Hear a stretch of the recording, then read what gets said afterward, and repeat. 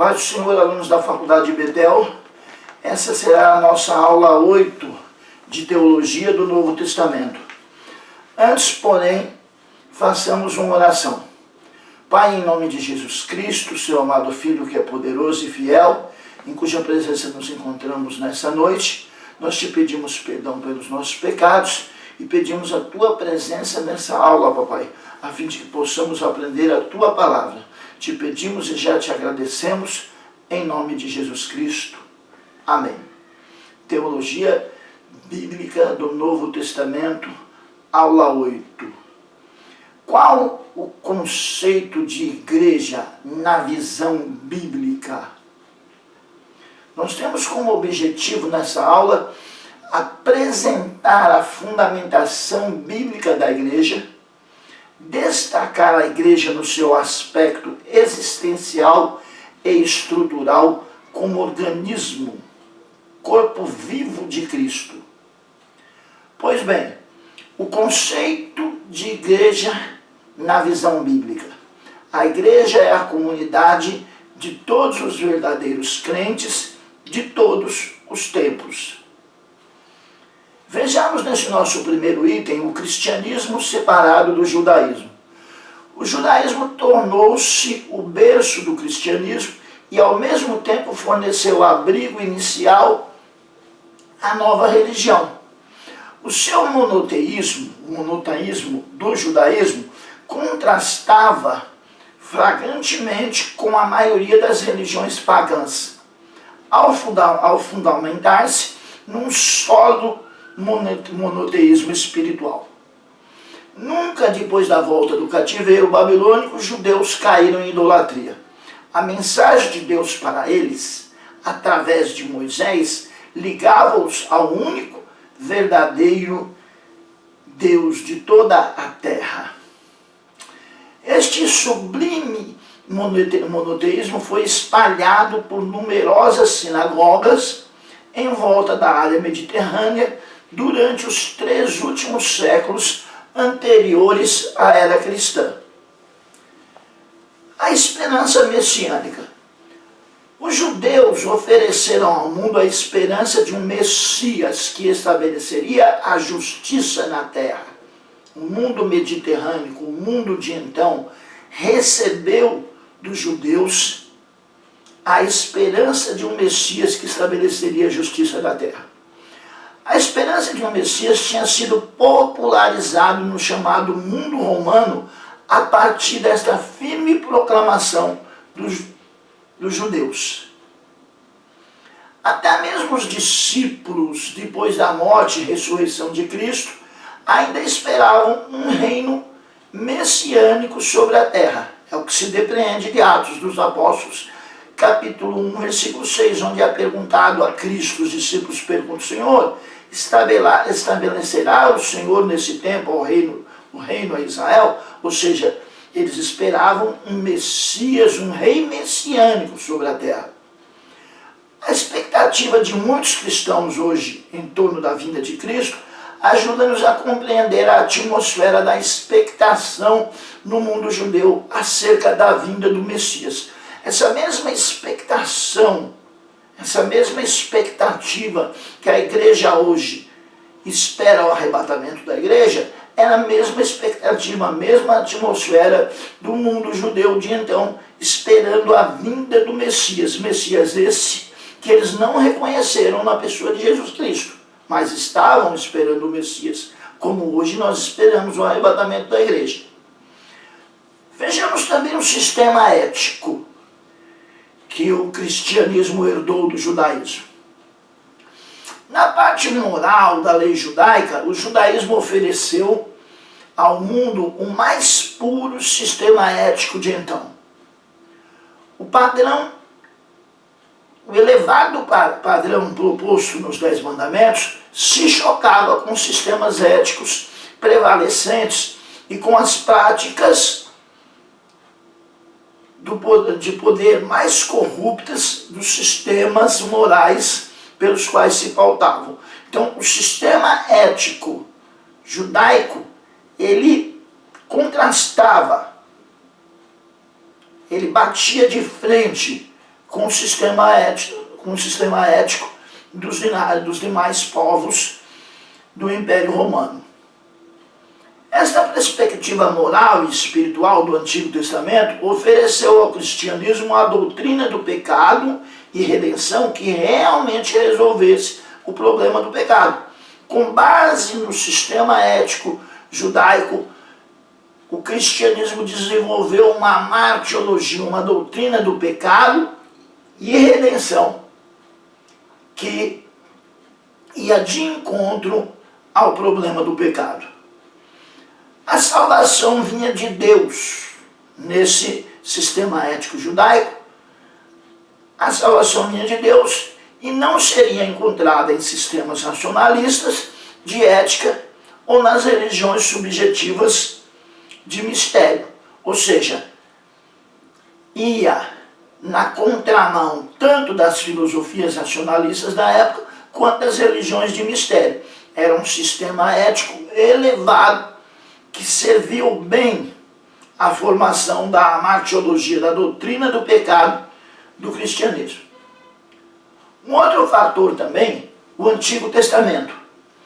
O povo judeu preparou o caminho para a vinda do cristianismo ao legar à igreja, em formação, um livro sagrado, o Velho Testamento, o Antigo Testamento.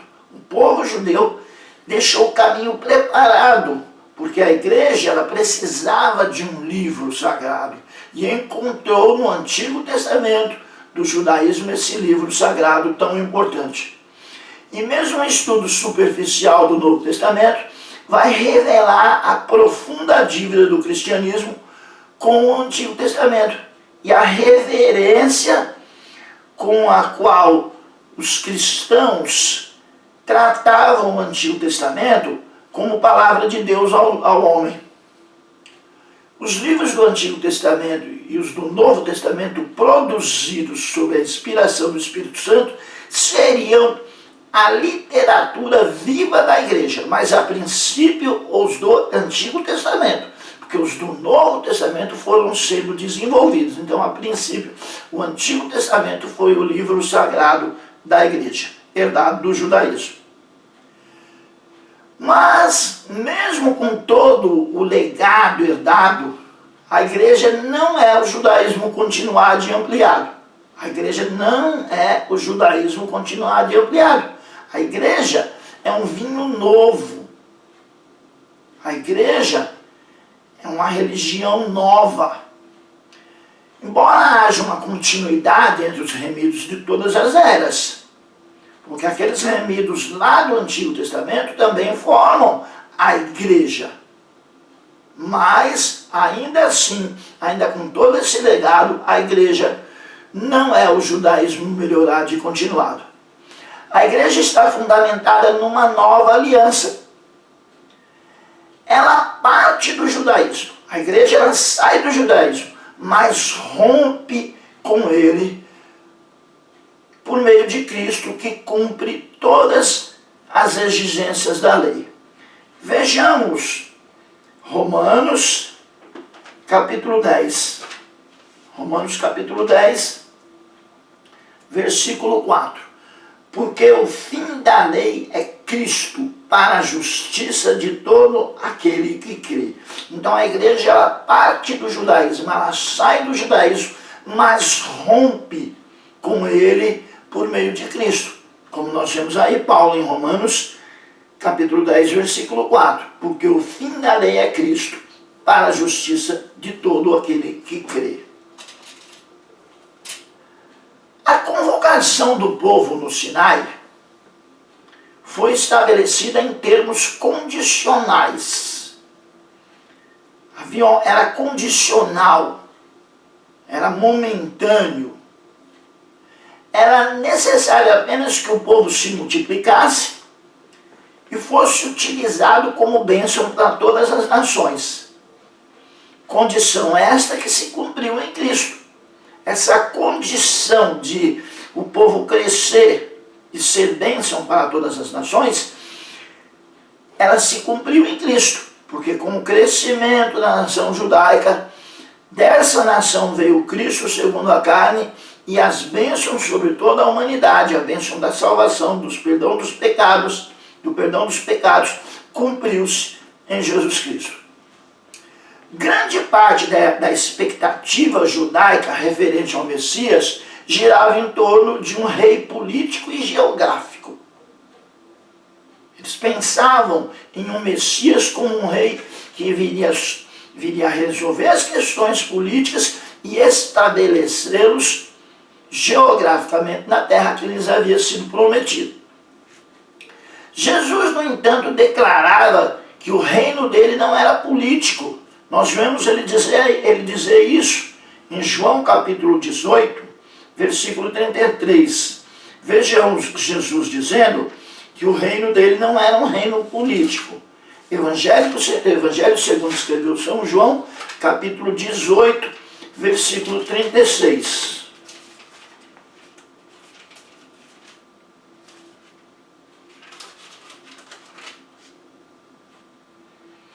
E respondeu Jesus, respondeu a quem? A Pilatos. Respondeu Jesus: o meu reino não é deste mundo. Se o meu reino fosse deste mundo, lutariam os meus servos para que eu não fosse entregue aos judeus. Mas agora o meu reino não é daqui. Então Jesus declarou que o reino dele não era um reino político, um reino geográfico, não era um reino desse mundo. Jesus pregava o reinar de Deus no interior do ser humano, enfatizando que o jugo romano sobre Israel, do seu dia, não era tema de seu interesse.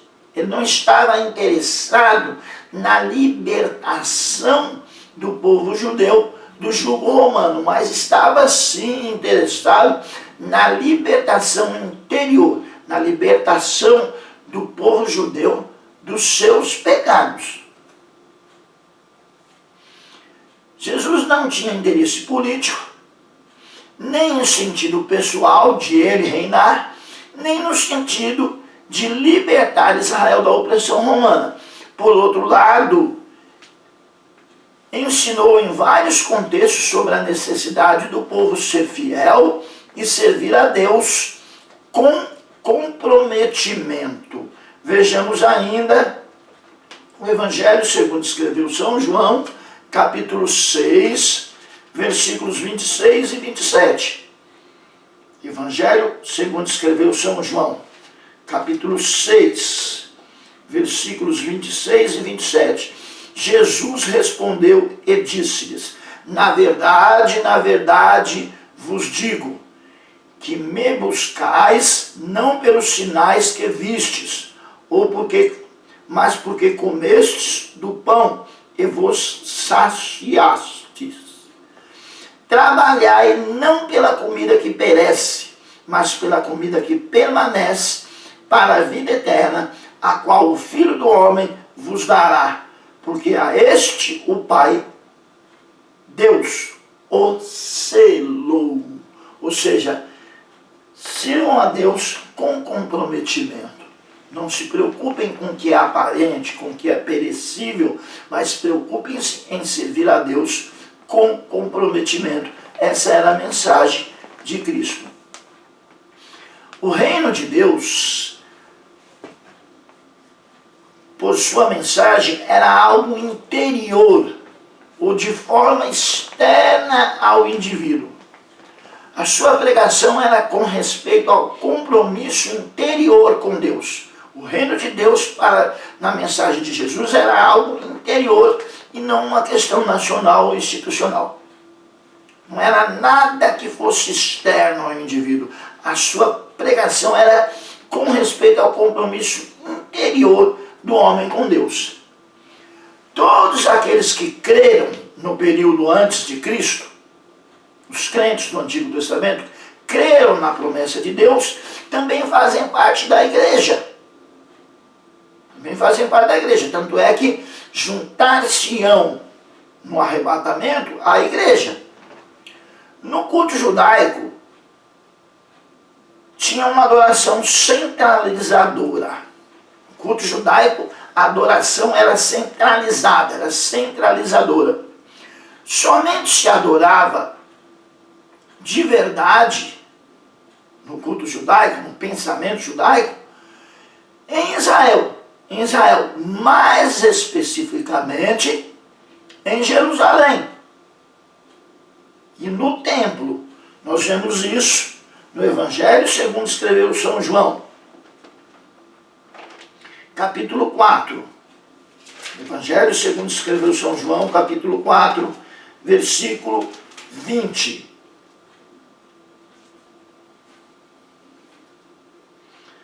Olha a fala da mulher samaritana. Evangelho segundo escreveu São João, capítulo 4, versículo 20. Nossos pais, ou seja, os samaritanos, adoraram neste monte, Monte Gerizim, em Samaria. E vós dizeis que em Jerusalém é o lugar onde se deve adorar. Então a adoração era centralizada em Jerusalém e no templo. E ela dependia também de sacerdotes para oferecer seus sacrifícios e suas ofertas de adoração. Os estrangeiros tinham que se submeter às leis judaicas, se tornando judeu através da circuncisão. O estrangeiro que quisesse converter-se ao judaísmo, ele tinha que se circuncidar e se submeter às leis judaicas. Nós vemos isso bem claro em Atos dos Apóstolos, no capítulo de número 1. Vejamos Atos dos Apóstolos, capítulo de número 1, versículo 15. E naqueles dias, levantando-se Pedro no meio dos discípulos, ora a multidão era de quase 120 mil, está invertida a referência. Vejamos aqui melhor. Atos dos Apóstolos, capítulo 15, versículo 1. Eu havia dito capítulo 1, versículo 15. Está invertida. É capítulo 15, versículo 1. Então, alguns que tinham descido da Judéia ensinavam assim os irmãos: se não vos circuncidardes conforme o uso de Moisés, não podeis salvar-vos. Então ainda na igreja primitiva,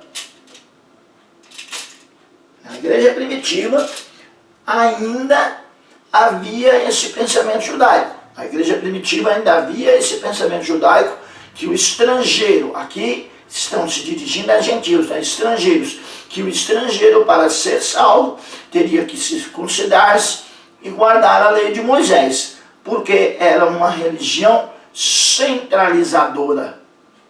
Era o resquício de um judaísmo centralizador, dependente de Jerusalém, do templo e da lei de Moisés. O cristianismo, ele oferece agora uma religião descentralizadora. Pode-se adorar de qualquer lugar. Não precisa de sacerdote.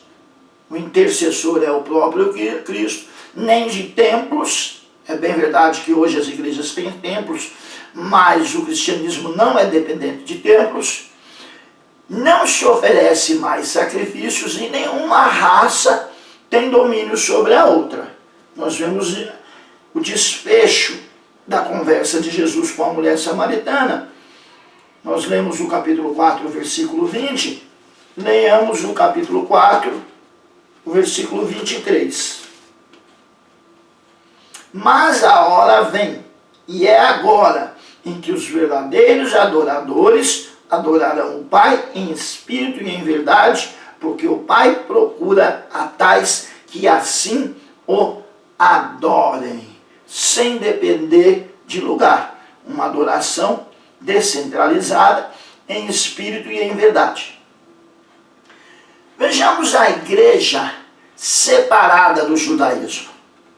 Ela viveu vinculada ao judaísmo durante muito tempo. Durante muito tempo, mesmo depois do Pentecostes, ela ainda continuou vinculada ao judaísmo. com o crescimento da igreja entre os gentios, é que nós vamos ver a igreja separada do judaísmo.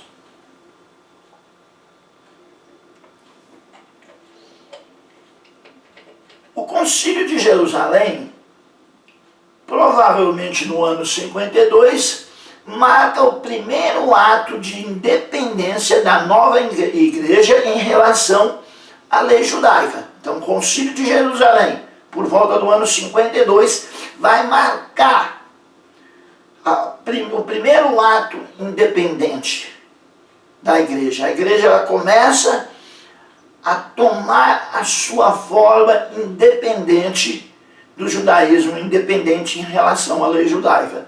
Sob o impulso de Paulo, os cristãos gentios eles foram dispensados de certas exigências da lei, como a circuncisão e outras. Nós vemos isso em Atos dos Apóstolos, no capítulo 15, do versículo 1 até o 31, é tratado, é chamado posteriormente de Concílio de Jerusalém, e é tratado que não se deve impor nenhum jugo aos crentes gentios, que eles não vão precisar se circuncidar, não vão precisar guardar a lei de Moisés, eles terão apenas que abster-se do sangue da prostituição e da carne sacrificada aos ídolos.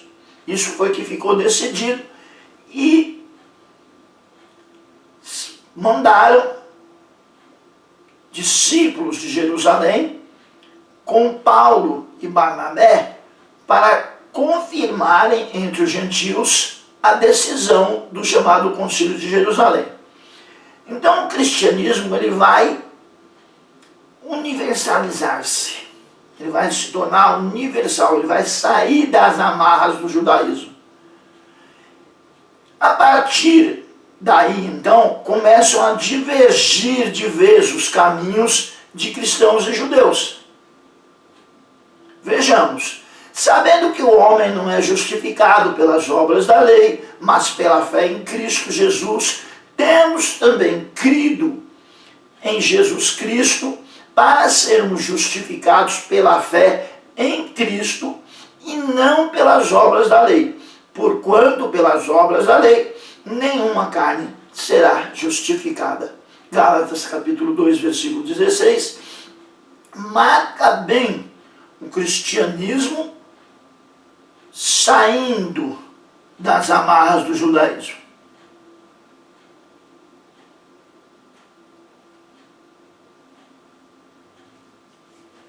Vamos fazer um breve intervalo e a seguir voltaremos.